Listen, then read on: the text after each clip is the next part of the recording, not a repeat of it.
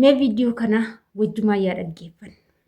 Dhabdanii hiriyaa gaarii dhabdanii fira gaarii dhabdanii nuuroo gaarii dhabdanii hireen teessa sin jalaa qarboon haadha abbaa dhabdanii jireenya biyya ambaa kana keessatti mormi sin cabee dalagadhee barakaa dhabee gammadee hiriyaa xiyyaa wal fakkaatuu dadhabee mee namni akka kiyyaa hoo jiraattani yoo hin duwwitti godhaan agarsiisa yoo hin komeetii jalatti mee namni akka kiyyaa hoo jiraate waanuma hundaafuu anaadhaan qabu haadhatti ni maddu abbaan qabu abbaa kiyyatti ni maddu kanaan dhabe kun booheen taragadhe jechuu jireenya kiyya keessatti gaddallee hin beeku alhamdulillah namni madoottanii akka kiyyatti madaa qabdan hoo jiraate Nama gaddisiisa baay'ee. deebinaa godhaan hoo hin duwwitti godhaan agarsiisa yoo hin immoo lakkoofsa tokko tokko Shamarree biyya dhugaate Arabaa deebinaa kennaan yoo kennitu malee nas sobbara jechuun namni akka kiyyatti baay'ate yeroo hundumaa harkishii yoo birrii baase nama baay'eetu ishii leellisa. Harkishii gaafa birrii dhoorgate garuu nama baay'eetu ishii jibba. Isiniif galee nuti shamarran biyya Arabaa jechuun namni nuuf ta'e hin beeku. Nutu namaaf ta'a malee. Jaalala maallaqaan nan birtadha jettee waggaadhaa waggaatti waan hojjettu. Gaafa natti haasaan afaan isaanii dhadhaa godhanii natti haasaan jettee waggaadhaa waggaatti yoo maallaqa kee ergitu gaafa kufte garuu u'uu naqabii dudda koo harka koo luka koo yoo jette namni si qabu hin jiru. Kanaafuu jalqabuma gizma qabdu sassiyaa jibbanii maallaqa kee dhooggadhu. Ashama harka fuunee kabajamtootaa daawwattootaa hordoftoota keenya nageenyi koo kan jaalalaa fi kabajaa bakkaa fi lafa jirtanitti isiniif haa baay'atu. Anis obboleettiin keessan bakkaa fi lafan jirutti waaqayyoof galannaa ga'uu nagaa fayyaa kootidha. Egaa kan si wajjin jiru ana waleetuudha. Warroonni mana kiyyaaf haarawaa taatan laayik, sheer, sabiskiraayib gochuun gara maamila keenyatti dabalama. Egaa viidiyoon har'a qabadhee isinii dhufe keessaa viidiyoo seenaa obboleettii keenyaa yookaan immoo obboleettiin keenya jalqaba irratti waan ishiin jettu dhaggeeffattaniirtu. Mee akka koo namaa gootanii, namaa taatanii, namaa kennitanii har'a garuu nama of biraa dhabdan jirtu. Namni argaa keessa jibbi jiroo. Namni bilbila kee ijaan arguu jibbi jiroo. Mee jirtuu namni akka kootii. Har'a nan tanaffasa jedheen nama itti tanaffasu dhabeen rabbii kootti haasa'achaa jira.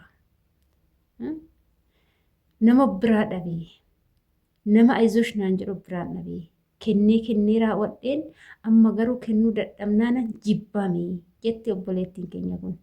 Haadhaan qabuu kan itti maddu abbaan qabuu kan itti maddu isaan na bira doo jiraatani isaanittuu ni madda bakka kanatti garaana nyaatte dhugguma garaana nyaatte.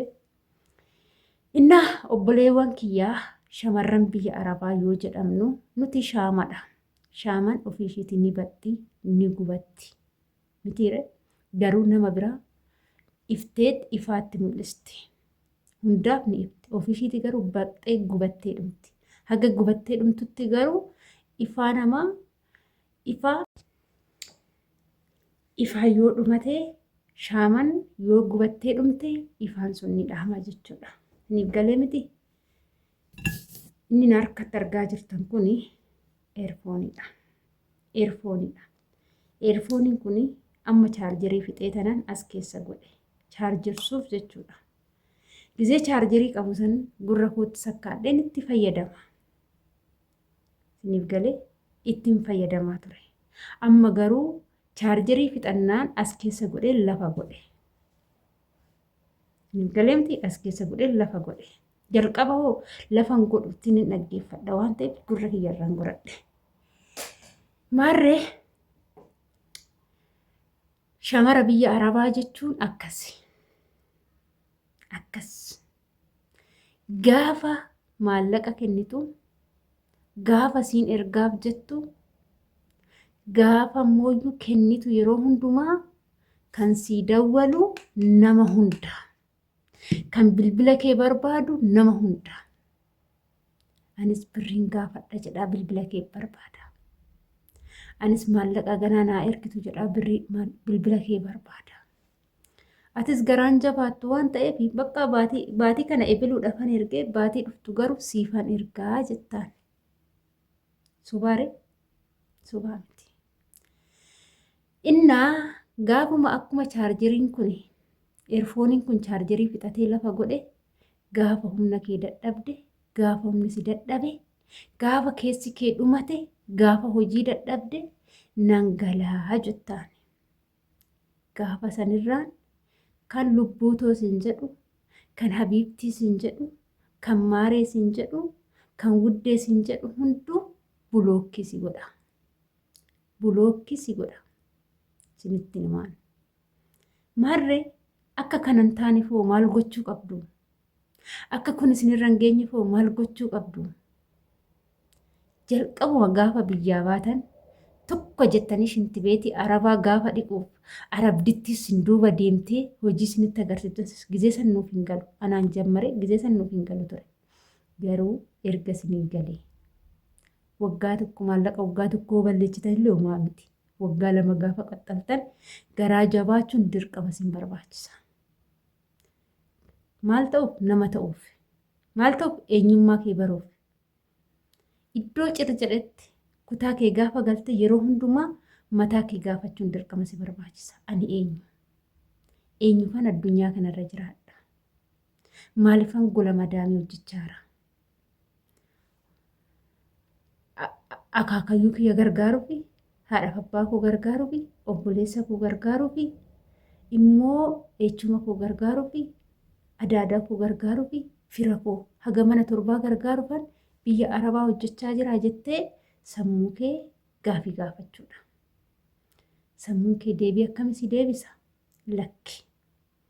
Lakki. Kana hundaa gargaaruu miti. Kan gahee narraa qabu haadhaaf abbaa koo qofaadha. Obboleewwan kiyyaas humna qabu. Warra hojjetachuu danda'anidha. Nama akka footitiidha. Nama kaattachuu danda'anidha. Fayyaa guutuu qabu.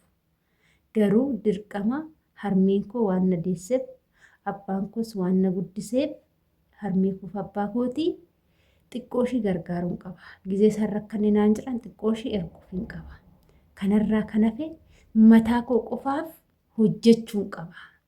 Anis boru jireenya ni ijaarradha. Anas boru jireenya na eeggata. Mana madaamii taa'ee umurii koo xumuruun nan barbaachisu. Yeroo kootti fayyadamuu qaba. Yeroo ijoollummaa koo umurii ijoollummaa koo mana madaamitti dabarsaan jira. Silaa umurii kana biyya kootti burraaqee akka jabbileetti dabarsuu kanan qabu galuu amma gola madaamii seenee karri natti cufamee akka meeshaa mana keessaa meeshaa tokko yeroo bittu gabaa baatee hin bitta meeshaa tokko. Meeshaa sani gaafa manatti hin galte manuma san keessa ol keessa. Meeshaa san gaafa barbaadde achi fuuteetti fayyadamta. Shamarran biyya arabaa jechuun akkasii jechuudha. Madaamin nu fidatu manaan nu ga'u akka barbaadetti akka meeshaa sanitti nutti fayyadamu. Kana godhi san godhi akkas godhidha. Garuu meeshaa sanii madaamin taa fayyadamtu malee warroonni biyya keessallee nutti fayyadamaaru. Akka meeshaatitti. Maaliif jennaan gaafa nu barbaadan gaafa maallaqa yaadan bilbila keenya barbaadanii nu dawwalu. Gaafa kaan garuu nagaa bultee nuun hin jedhan. Kun ijoollee baay'eedha jechuudha. Ijoollee baay'eetu waan akkanaa natti himaa jira jechuudha. Obboleessi koo ollaanii irra taa'aa nagaa bultee naan hin jedhu. Ilmi echuma kootii ollaanii irra taa'aa nagaa bultee naan hin jedhu. Kan kanaan hin garramne. Kan abbaan manaa haadha manaa kooti jedhee garagaree hin laalletu jira. Niif galee maallaqa gizee ergitu baatiin gizee ga'e qofa lubbuu akkam maallaqa fudhatteeree yoom ergita jedhaani. Gaafa soddomni ga'ee maallaqa fudhattee ergite aga soddomaatitti garuu nagaa waaqayyoo kan hin jenneen ni jira jechuudha. Ijoolleen har'a asteechanii maqaa abbaa manaa keechaniitiin mana ijaartu. Baay'een keechan obboleettii kiyyaan qaaman beeku jechuudha. Asteechaan maal goote? Maqaa abbaa manaa isheetiin kan lafa bite abbaa manaa ishee kaartaan maqaa abbaa manaa isheetiin hojjechiifame dhugaan sanitti hima jechuudha. Har'a garuu ishii gadi baasetti kan biraa irratti jaalate ishiin hin dhimamte shamara biyya arabaa jechuun yookaan dhibeerras bu'uu dandeenya ni dhimamte ishiin dhimamnaan maal godha ishee fayyaa qabdu jaalatee jechuudha. Ishee dhimamtu kana yaaletu fayyisuun guddaatti ta'ee namni sun maal godhe ollaan irratti hin dhukkubsatti maalii taate ittiin kadhata faadha. Isiniif galee. Kanaaf yaa obboloota koo gizee gola ormaa hojjettan gizee fayyaa qabdan waan tokko yoo gootan akka barumsaatti isiniif haa ta'u kan lammata gadi jedhaa hojjedhaa maallaqa keechan hin kenninaa jechuudha. Maallaqni waggaa lama bara yoo nyaattamtanillee duubatti deebitanii hojjettan waggaan lama immoo isin jijjiiruu danda'a. Warroonni isinirraa nyaate sun maallaqa san hin balleessa. Isin garuu hojjettanii ni argattu. Kanaaf asumarraan obboleettii koo kanan isin jechuu barbaadu viidiyoo keetii irratti hundaa'ee waa baay'ee dubbadhee siinis wanni isin jechuu barbaadu atuu rabbiin nan qabaa. Osoo rabbiin qabaachuu baadhee bakka naqu hin qabu jette eeyyen. Namni waaqa qabu, namni rabbiin qabu, namni isa waan uume qabu homaa takka hin dhabu jechuudha. Fayyaa qabaatte taanaan har'allee ati homaa hin dhabne jechuudha. Namoota sirraa nyaatanii si ganan, namoota sirraa nyaatanii si tuffatan ammallee hojjedhuuti eenyummaa keetti agarsiisi. Garuu akka kaleechaa maallaqaan isaan hin sossobatiin. Gaafa immoo amma bakka ufteertaami bakka kanaa gaafa kaate namoota si jala akka hurriititti yaa'an hundumaaf jalaa xaragi. Kufaatiin gaariidha. Firaa fi diina adda baafatta. Nama dhugaadhaan si jaalatuu fi nama sobee jireenya kee keessa seenu adda baafatta. Kufaatii badaan seenaa. Dhugaan sinitti himan dhabuus badaan seenaa. Sirritti adda baafatta. Eenyuun na jaalata, eenyuun sobaan na jaalata, eenyuun dharaan na jaalata hunda adda baafatta. Gaafa san atis of barteet eenyummaa kee barteet of agarteet kan akka hurriititti si jala yaa'u hundi akka fira kee hin taane barteet jireenya keetti fuftaa jechuudha. Kanaaf kufaatitti sin gaddina. Ani kufaatitti hin gaddu. Biyya Arabaa waggaa lama hojjedhee galeen jira. Garuu seenaan ani keessa darbee biyyuma galeen abbaa manaa kiyya hojii isinitti haasa'a. Kophaa kiyyaasitti isinitti haasa'u jedheetu mani. Namni hunduu seenaa qaba. Garuu hundi keenya baasnee hin dubbannu jechuudha. Itoophiyaa galee tanan seenaa kiyya kalee maal akkan ta'e har'a jecha akkan jiru immoo isinitti himaa jechuudha. Ni barattu.